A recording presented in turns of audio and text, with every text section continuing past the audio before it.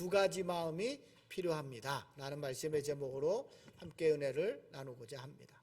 우리가 지난 시간에 말씀의 제목은 믿음은 관계의 개선입니다, 이런 말씀으로 우리가 에베소서 강의하면서 저번 주에 그런 말씀을 우리가 나누었습니다. 지난 시간에 말씀드린 것처럼 에베소서가 쓰여질 당시에는 어쩌면 역사상 가장 강력한 가부장권이 형성된 사회였다, 그렇게 말씀드렸어요. 그래서 가장에게는요 생사여탈권과 징벌권, 이런 가족에 대한, 자식에 대해서, 아내에 대하여, 또 그 집에 데리고 있는 종과 모든 사람들, 한 가정에 있는 모든 사람들의 생사여탈권과 징벌권이 가장에게 주어져 있었습니다.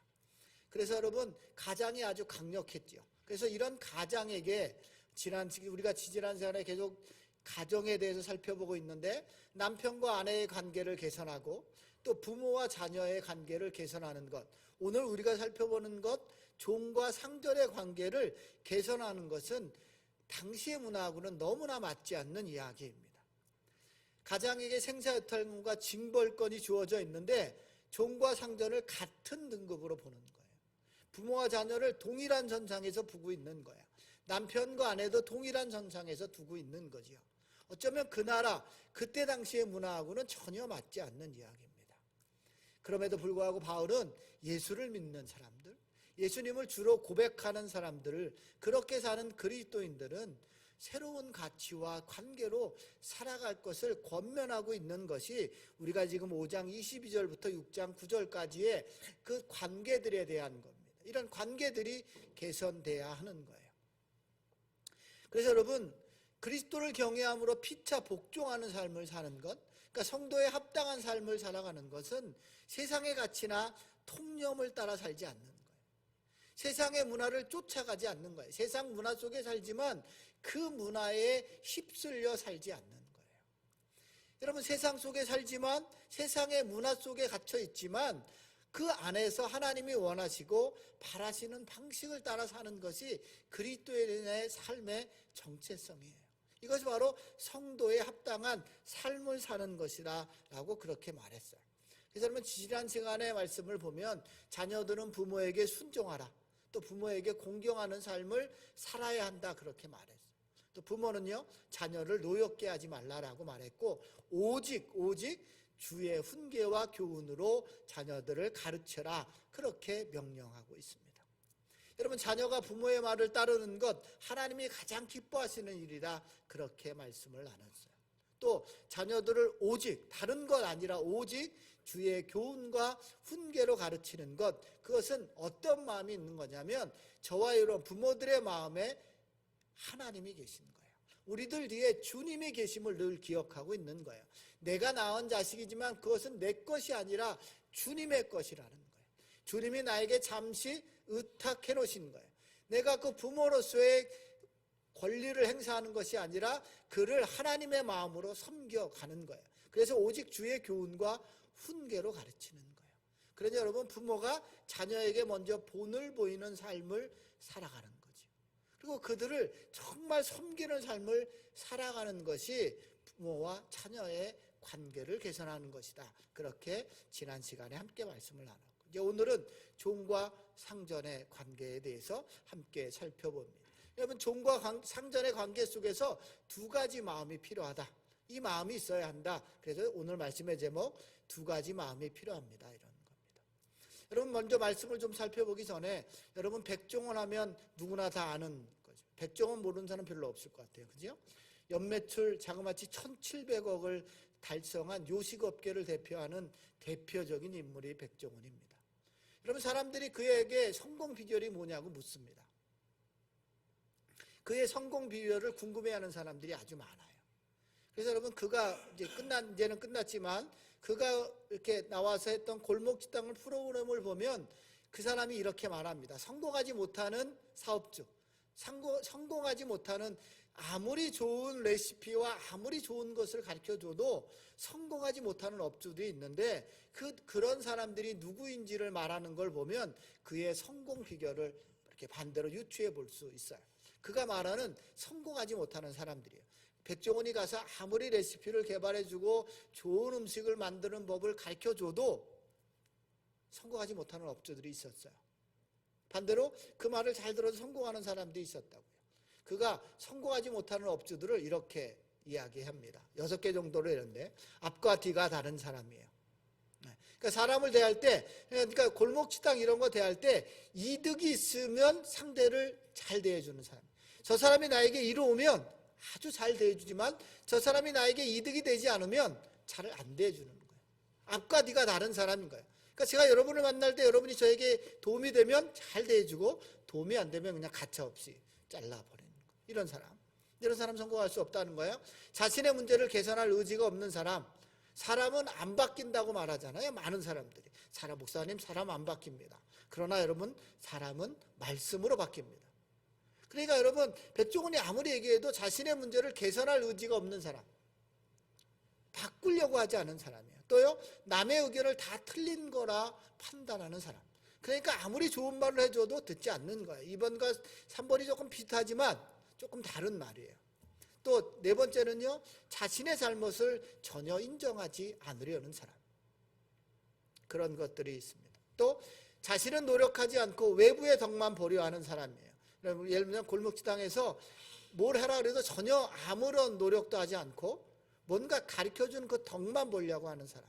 또 나한테는 괜찮고 상대도 불편하지 않을 거라 그렇게 말해. 그러니까 내가 괜찮으면 저 사람도 괜찮을 거다 이렇게 생각하는 거예요. 이런 사람들은 성공하지 못한다는 거예요. 그러니까 여러분 다시 돌아와서 그 백종원이 말하는 요식업의 성공의 비결은 음식 맛에도 있지만 손님을 대하는 그 사업주들의 인성과 태도에 달려있다. 그러니까 다른 사람의 말을 잘 듣고 내가 변할 것이라는 생각을 하면서 열심히 노력하는 사람, 자신의 잘못을 인정하는 사람, 노력하는 사람, 다른 사람의 의견을 잘 듣는 사람, 이런 사람이 성공한다 그렇게 말하는 거예요. 여러분 제가 말씀을 전하면서 이 예를 든 이유가 뭘까요? 여러분 상전이 종을 올바르게 대하려면요, 오늘 말씀처럼 이렇게 대하려면 그 서로에게 올바른 인성과 태도가 있어야 한다는 거예요.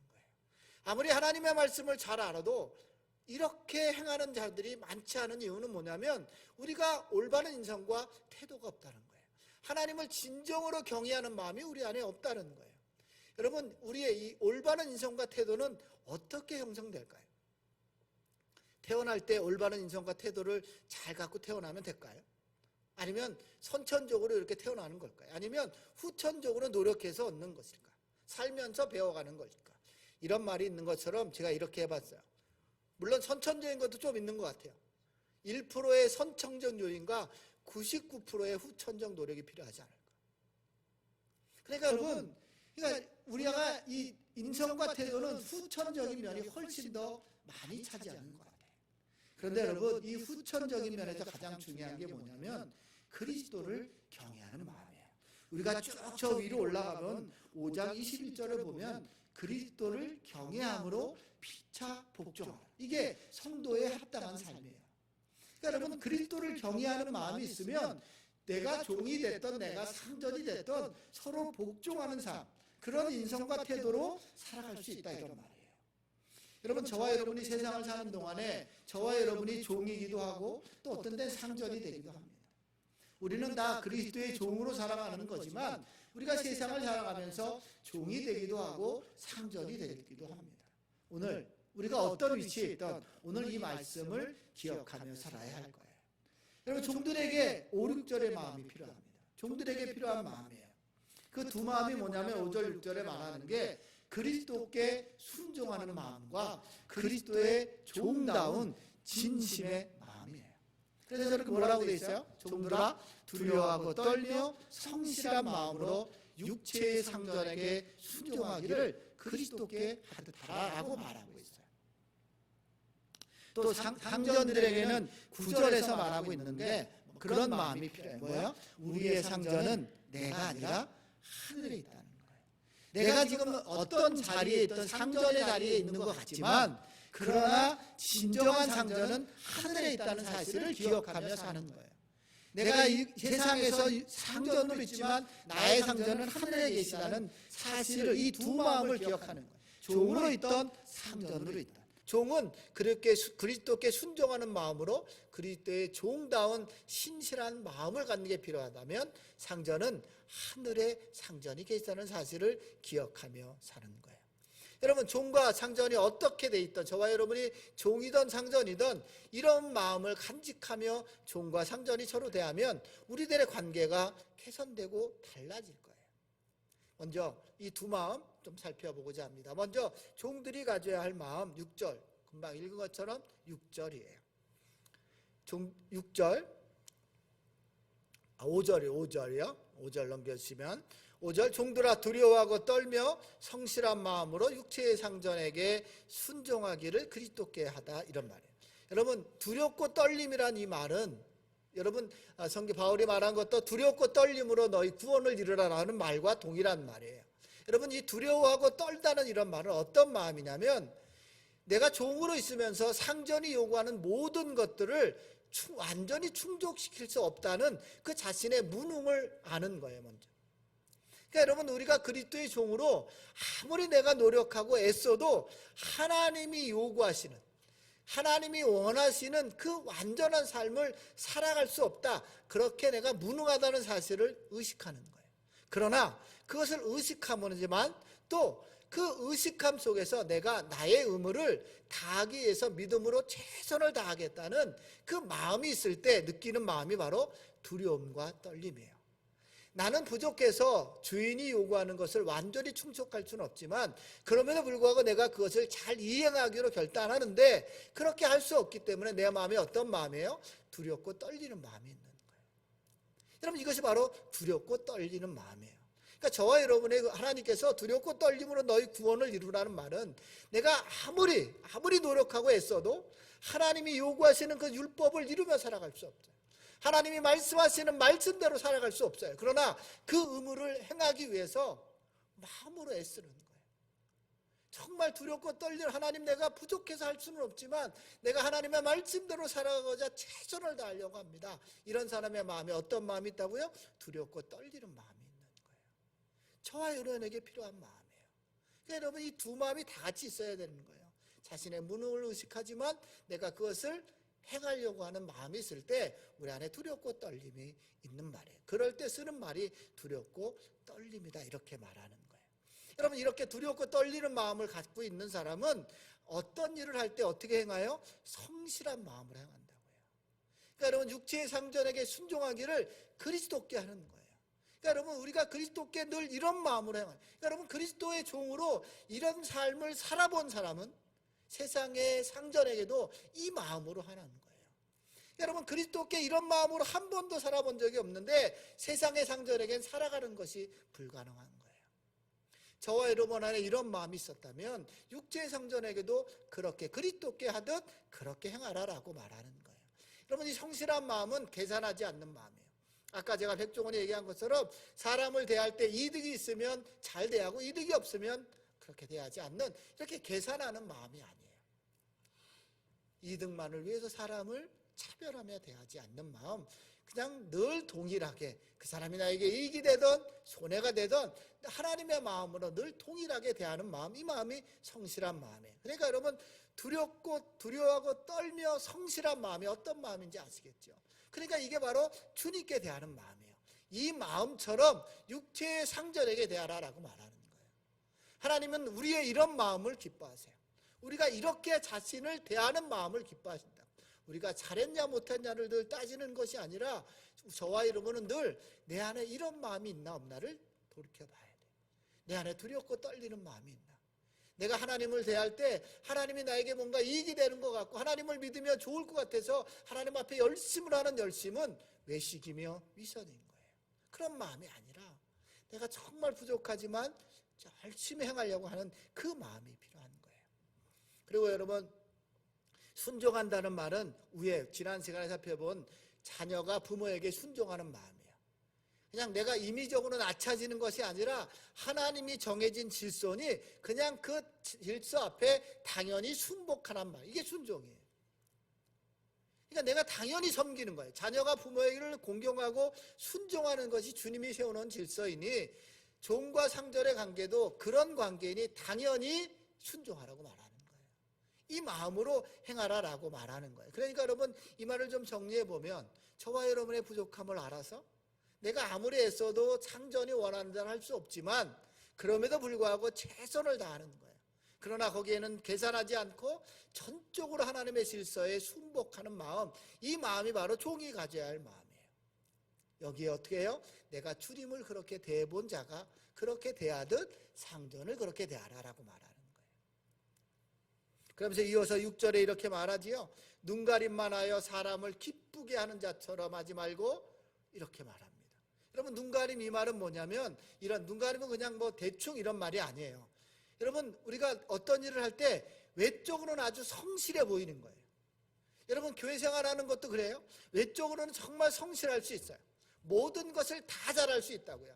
예배도 잘 참석하고 기도도 잘하는 것 같고 말씀도 열심히 하는 것 같은데 그 마음으로 들어가 보면 하나님과 예수 그리스도에 대한 헌신과 의무감이 없는 거예요.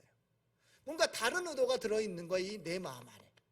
여러분 우리가 기도를 왜 열심히 해요? 기도를 열심히 하면 뭔가 하나님이 들어줄 것 같아서 기도하는 건 그것은 외적으로는 잘하는 거지만 내적으로는 잘 못하는 거예요.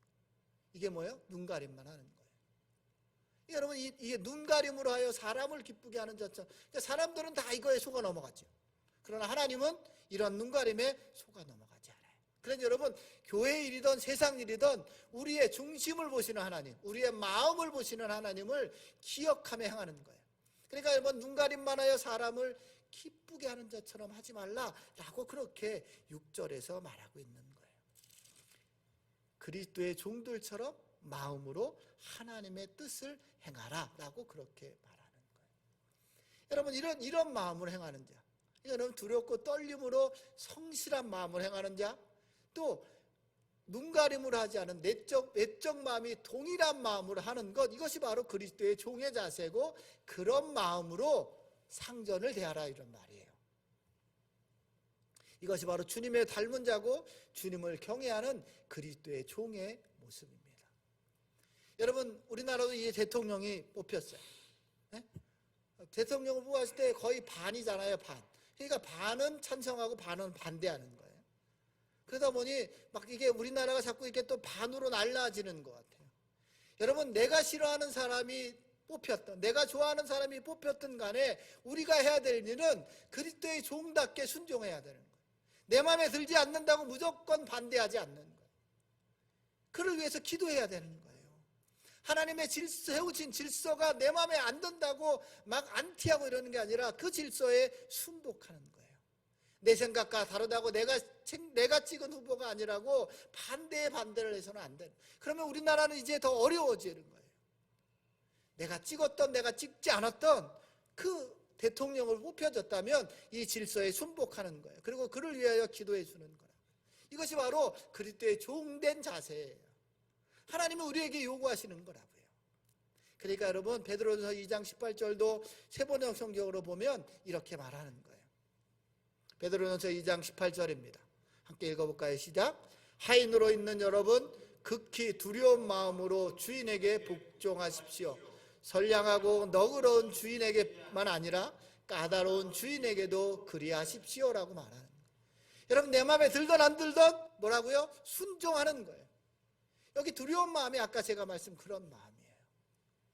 이런 마음으로 순종해야 한다는 거예요. 그러니까 여러분 그리스도의 저와 여러분이 그리스도의 종이라고 자부하고 하나님의 자녀라고 자부하고 있다면 전심으로 우리가 속한 곳에서 순종으로 하나님의 뜻을 실현해 가는 거예요. 그게 뭐예요? 그리스도께 하듯 두렵고 떨림으로 겸손한 마음으로 순종하는 거예요. 성실한 마음으로 순종하는 거예요. 눈가림으로 하는 것이 아니라 내적 외적 마음이 통일한 마음으로 행하는 거예요. 여러분 이런 사람이 이렇게 행하는 것이 주님을 주인으로 모시는 그리스도의 종의 삶의 모습입니다.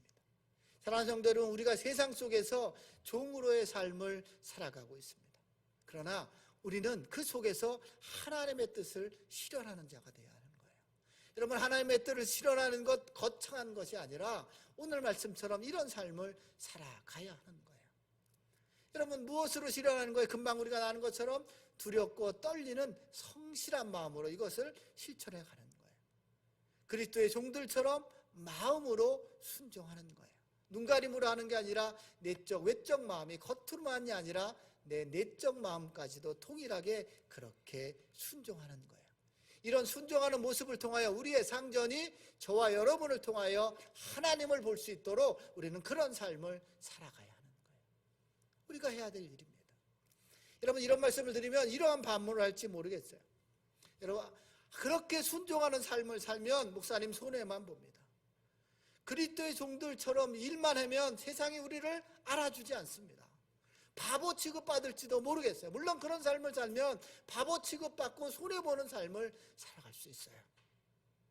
그러나 세상이 우리를 알아주지 않을지라도 우리가 기억하며 살아야 될 것은 뭐냐면, 이렇게 행하면 하나님께서 갚아주신다고 우리에게 약속하는 거예요. 그게 8절입니다. 8절에 보시면 이렇게 말하고 있어요. 이는 각 사람이 무슨 선을 행하든지 종이나 자유인이나 주께로부터 그대로 받은 줄을 압니다. 선한 일을 하는, 우리가 지금 오늘 이 선한 일, 금방 우리가 나눴던 이 말씀처럼 이렇게 그리스도의 종들처럼 이렇게 행하면 그 사람이 종이든 자유인이든 그렇게 행한 그대로 주께로부터 받을 줄 알미라라고 말하는 거예요. 세상에선 그렇게 못 받을지라도, 세상에선 바보처럼 취급받을지라도 하나님이 우리를 기억해 주신다는 걸 우리는 기억하며 살아요. 하나님이 우리가 행한 그대로 갚아주실 것이라는 사실을 기억해야 하는 거예요. 그러니 나의 주인이 마음에 안 들어도, 대통령이 여러분의 마음에 들지 않아도, 위정자들이 우리의 마음에 들지 않아도 우리는 그들을 위해서 더욱더 기도하고 더욱더 순복하는 삶을 살아야 하는 거예요. 그러면 하나님이 우리에게 갚아주신다, 그렇게 약속하고 있는 겁니다. 이 믿음으로 종으로서의 삶을 살아가야 하는 거예요. 여러분, 우리 지금 나의 눈에 보이는 주인에게만 하는 것이 아니라 눈에 보이지 않는 주님께 하는 것이기 때문에 그래요. 그래서 여러분, 우리는 하나님의 심판대 앞에 섰을 때 저와 여러분이 행한 그대로 받게 된다. 고린도후서 5장 10절에 보면 이렇게 말하고 있는 겁니다. 이는 우리가 다 반드시 그리스도의 심판대 앞에 나타나게 되어 각각 선악간에 그 몸으로 행한 것을 따라 받으려 합니다. 우리는 이렇게 될 거예요. 우리는 이날을 기대하는 거지, 지금 내가 당장 무언가를 해주면 하나님이 뭔가 주실 거라는 그런 삶으로 사는, 물론 인생을 살다 보면 그렇게 받을 때도 있지만 우리는 거기에가 아니라 더 큰 것을 바라보며 사는 거예요. 그게 바로 그리스도의 종다운 삶이다라고 말하고 있습니다.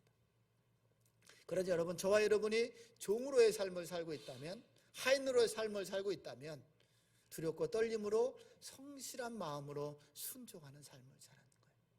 그리스도의 종들처럼 진실한 마음으로 선한 일을 행하며 사는 거예요. 그러면 뭐라고요? 하나님이 반드시 행한 대로 갚아주신다고 약속해 주고 있습니다. 오늘 말씀을 들은 저와 여러분이 그런 종으로의 삶을 살아가기를 주님의 이름으로 축원합니다. 이제는 9절 상전들에게 하는 말씀이에요. 상전들은 9절에 뭐라고 돼 있어요? 상전들아, 너희도 그들에게 이와 같이 하고 위협을 그치라. 이는 그들과 너희의 상전이 하늘에 계시고 그에게는 사람을 외모로 취하는 일이 없는 줄을 알미라. 상전들이 가져야 할 마음이 뭐예요? 내가 지금 부리고 있는 저 종이, 그 종이 내가 상전이 아니라는 거예요. 종이든 상전이든 진짜 상전은 하늘에 계시다는 사실을 기억하며 사는 거예요. 그리고 그분은 외모로 취하는 일이 없는 분임을 기억해야 한다는 거예요. 여러분, 이 외모로 취한다는 말은 불공평하게 대한다. 그러니까 종이니까 막대하고 상전이니까 잘 되고, 하나님이 목사니까 잘 대해주고 여러분은 집사고 권사니까 대충 대해주고 이러지 않는다는 거예요. 하나님은 목사나 장로나 당장 오늘 예수 그리스도를 믿은 자나 동일하게 대해주신다는 거예요. 우리는 그런 사실을, 이게 바로 외모로 취하는, 그러니까 편파심이나 편견으로 대하지 않는다는 거예요. 하나님의 일을 열심히 하나 좀 부족하게 하나 하나님은 통일하게 대해주신다는 거예요. 동일한 마음으로 대해주신다는 거예요. 그러니 여러분, 하나님은 고용주나 피고용주나 다 통일하게 사랑하는 거예요. 그러니 여러분, 우리가 요즘에 많이 하는 갑질 막 이런 거 하는 것처럼 고용주나 고용인 모두를 사랑하는 그 하나님, 그분이 우리의 주인이라는 사실을 알아야 되는 거예요. 그러니 이게 위협한다는 건 고용인을 무시하는 행동을 하지 말라는 거예요. 여러분이 어느 자리에서는 상전이 될 수도 있습니다. 여러분은 사람들을 어떻게 판단하십니까? 외모로 하십니까? 아니면 보이는 직급으로 하십니까? 우리나라 같은 경우에는 좋은 차 타면 다 높은 사람인 것처럼 아주 좋은 차 타면 좋은 대우를 해주는데 조그만 차 타면 대우를 잘 안 해줘. 그죠? 호텔에 가보세요. 벤츠 오면 앞으로 오는데 옛날엔 지금은 없지만 티코 타고 가면 쳐다도 안 봐요. 네. 제가 타고 다니는 투싼 이런 거 갖고 가면 쳐다도 안 봐요. 제가 예전에 그 강남의 이디야에 한번 본점에 간 적이 있었는데 거기 갔더니 순 외제차만 있던데 투싼은 쳐다보지도 않아요. 네. 외제차는 와서 막 이렇게 발레 파킹 해주는데 안 해줘요. 별로 신경도 안 써요. 여러분 이 사람 외모로 판단해요. 그러나 여러분 우리가 그런 삶을 살아서는 안 된다 성경은 말하고 있어요. 우리의 상전이 누구라고요? 주님이라는 거예요. 그들을 마음으로 섬겨야 하는 거예요. 여러분 우리가 교회지만 교회도 이런 갑질이 얼마나 심한지 아십니까 여러분? 우리가 우리 입으로 이런 얘기하는 거 어렵지만 코로나가 이렇게 장기화되면서 성도들이 많이 줄고 여름이 얼어지니까 교회에서 어떤 일을 해요? 어느 날 갑자기 부목사님 모가지예요. 갈 자리 통보도 안 하고 내일부터 나오지 마세요. 뭐 다음 달부터 나오지 마세요. 이런 갑질이 교회 내에서도 이루어지고 있어요. 여러분 세상도 이렇게 하지 않아요. 그런데 교회는 그냥 파리 목숨인 거예요. 그래서 여러분 코로나가 1년 정도 지났을 때 부목사님들, 전도사님들 추풍낙엽이었어요. 갈 사역지도 없고 어떻게 정하지도 않는데 교회에서 그냥 다. 여러분 이것은 하나님의 말씀을 잘 알지 못하는 담임 목사가 상전인 것처럼 행하는 거죠. 그들을 위협하는 거죠. 그들의 삶을 돌아보지 않는 거죠. 우리가 함께 더 나누고 해야 되는 거죠. 그것이 바로 교회에서 말하는 거예요. 이게 하나님의 말씀대로 하는 거라고요. 이게 하나님을 사랑하는 사람들이 행할 일이라고요. 서로 존중하고 더욱더 예절이 필요한 거죠. 사랑하는 성도 여러분, 주의 뜻을 이루며 사는 것, 하나님의 뜻을 이루며 사는 것, 말씀대로 사는 것 거창한 것 아니라고요. 제가 처음에 말씀드린 것처럼 지금 이 시대의 종과 상전에게 이렇게 살라고 한다는 건 완전히 혁신적인 거예요. 그러나 그 당시에 하나님을 믿는 사람들은 이런 삶을 살아갔다는 거예요. 그러나 지금 더 많은 그리스도인이 있는 이 세상에서 이렇게 살아가는 사람들이 많지 않다는 사실을 우리는 기억해야 돼요. 여러분 저와 여러분이 있는 자리에서 우리는 이 말씀에 순종하는 삶을 살아가야 하는 거예요. 이 세 가지 살펴본 것처럼 남편은 남편의 자리에서, 아내는 아내의 자리에서, 자녀는 자녀의 자리에서, 부모는 부모의 자리에서, 종은 종의 자리에서, 상전은 상전의 자리에서 우리의 진정한 주인이, 우리의 진정한 상전이 누구인지를 기억하며 사는 거예요. 그래서 여러분 저와 여러분이 부모든 자녀든 종이든 상전이든 남편이든 아내든 주님을 대하는 마음으로 그리스도의 종답게 서로의 권위를 존중하고 또 서로를 사랑하고 이해해야 되는 거예요. 그리고 하나님의 말씀대로 순종하고 복종하는 삶을 살아야 하는 거예요. 저와 여러분이 종이든 상전이든 동일한 삶을 살아가야 하는 거예요. 여러분 이런 삶을 살아가는 것이 그리스도를 경외하는 자의 모습인 거예요. 그리스도를 주인으로 모시고 세상 속에서 살아가는 자들의 모습입니다. 이렇게 살아가는 것이 바로 하나님의 뜻을 실천하는 삶이에요. 하나님의 뜻을 실현하는 자의 모습이라고요. 이것이 바로 성도의 합당한 자의 삶의 모습인 거예요. 그러니까 저와 여러분 안에 이런 은혜가 있기를 주님의 이름으로 축원합니다. 여러분 우리의 인생은 아주 짧아요.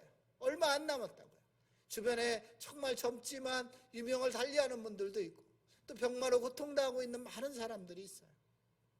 여러분 이 짧은 인생, 오늘 이 에베소서 5장과 6절에 말한 것처럼 지혜 없는 자같이 살지 말아야 합니다. 지혜 있는 자처럼 살아야 해요. 세월을 아껴야 한다고요. 방탕한 삶을 끊고 성령 충만한 삶을 살아가야 하는 거예요. 잃어버린 감사를 회복하고 주를 예배하는 삶을 살아가야 하는 거예요. 그리스도를 경외함으로 피차 복종하는 삶을 살아가라고 이 바울이 권면하는, 감옥에서 바울이 권면하는 이 권면을 우리는 들어야 하는 거예요. 이게 바로 성도에게 합당한 삶입니다. 여러분 오늘 말씀처럼 우리도 이런 삶을 살아가야 하는 거예요. 우리가 에베소서에 살펴본 것처럼 성도의 합당한 삶을 하나하나 실현해가며 살아가야 하는 거예요. 그것이 하나님이 우리에게 명령하신 것이고 우리에게 이런 변화를 요구하고 계신 거예요. 오늘 말씀을 들은 저와 여러분 안에 또 들 것들 안에 이 주님이 우리에게 명령하신 이 삶, 이런 성도에 합당한 삶을 살아가시기를 주님의 이름으로 축원합니다. 그러면 우리의 속한 곳이 변화되기 시작할 거예요. 우리의 가정이, 우리가 직장이, 우리의 사업장이, 우리의 속한 모든 곳이, 그것이 바로 그것에서 저와 여러분이 하나님의 뜻을 실현해 드리는 것입니다. 말씀을 들은 곳들 가운데 이런 은혜가 넘쳐나기를 주님의 이름으로 축복합니다.